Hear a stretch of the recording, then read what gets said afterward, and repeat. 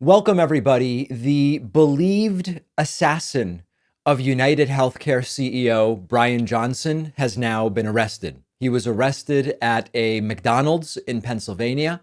His name is Luigi Mangione.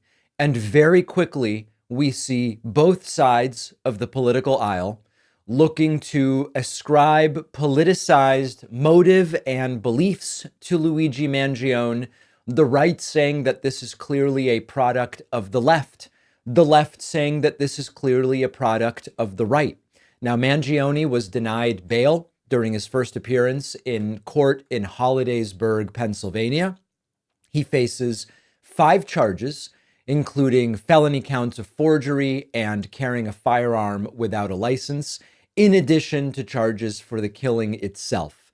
Now, everybody wants to make it something.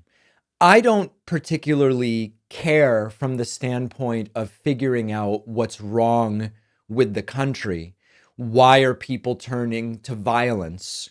What are the problems with our healthcare system? None of those systemic questions, which are really the important questions, are answered by saying, oh, Luigi Mangione was a right winger or a left winger. He seems like a disturbed, troubled guy with some really tough stuff in his past and his family's past. But there is also a little bit of a breadcrumb trail that we can look at to sort of assess whether there are political motivations. Now, I'll tell you right now, there is some anti-capitalist stuff in Mangione's posting history. There is also a bunch of red-pilled, sort of anarcho-capitalist right-wing stuff in his social media history.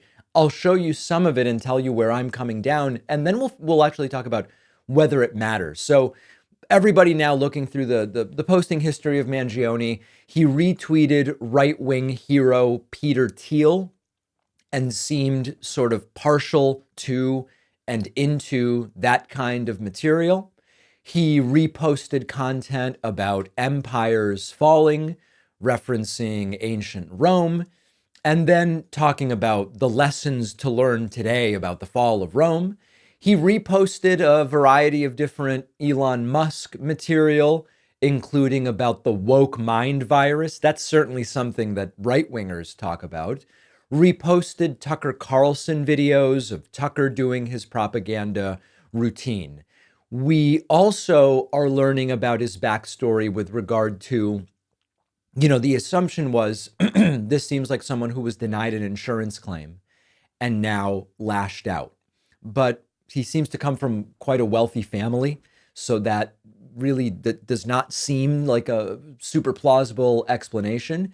And it's also relevant to consider that someone can present as one thing at one point in their life, and then things occur, things happen, and months later, they snap and they become someone else. And there's a story being told about an injury that this individual sustained. And then he kind of, quote, went crazy was the term that was being used.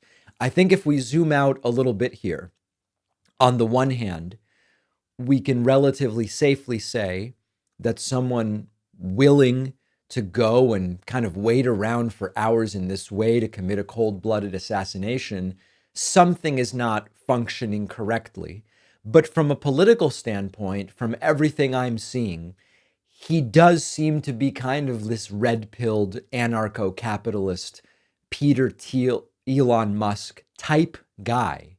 And it doesn't really matter in terms of adjudicating the crimes that he's now accused of. But very quickly, both sides saying, here's one post, one retweet that tells us everything we need to know about this individual. And that seems extraordinarily short-sighted and myopic. And I do think that if we want to zoom out and make a general assessment of this guy's politics, it seems more right than left to me, but it is not at all, excuse me, it is not at all a scenario in which I'm inclined to say politics was the primary motivator here. Someone can have political views, but then take a particular action, not based necessarily on those political views. It doesn't really matter in terms of evaluating the crime he committed. However, it would be relevant if he was radicalized to violence by a certain political side. It's too early to say, including whether his political views influenced the assassination he chose to carry out. But on balance, the political views based on his online content do seem like a sort of red-pilled kind of guy. The holiday season is here, and it's time to start baking delicious homemade favorites with family and friends. And our sponsor, Wild Grain, makes you look like a baking expert without the stress. This holiday, treat yourself and your loved ones to fresh baked goods. Wild Grain has incredible new fall and winter pastries, but don't wait, because once they sell out, they are gone for the year. Wild Grain is the first bake from frozen subscription box for artisanal breads, pastries, and pastas. And my favorite, the croissants. Every time I talk about it, people write to me, David, croissants. I say, yes, I'm from Argentina. Of course, the croissants. Wild Grain's boxes are fully customizable to your taste and dietary restrictions. And in addition to their classic variety box, they launched a gluten-free box and a plant-based box. What Wild Grain really does, it just takes the hassle out of baking, because all of the items bake from frozen in 25 minutes or less. No mess, no cleanup. My favorites are the croissants, okay? There's nothing wrong with any of the products, but the croissants, they come in frozen, you bake them, the quality and the freshness, it's just fantastic. Impress your guests with minimal effort this holiday season. Wild Grain is offering my audience $30 off your first box, plus a free item in every box, when you go to wildgrain.com/Pacman. The link is in the description.